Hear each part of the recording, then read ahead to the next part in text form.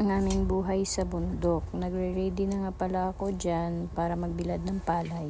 Ilalagay ko na nga pala sa karil ang isang sakong palay. Tinatali ko pala para hindi malaglag pag hinatak ko papunta sa bilaran.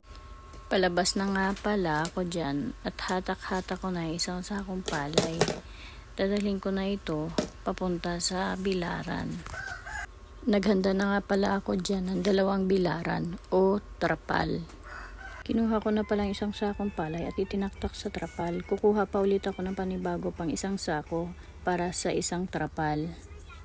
Pagbalik ko pala sa bahay, nagising na si Jade at umiiyak na. Nilambing ko muna kasi gusto niyan pag nagising siya ay niyayakap siya. Iyak pa rin siya ng iyak. Nagwalis-walis muna ako habang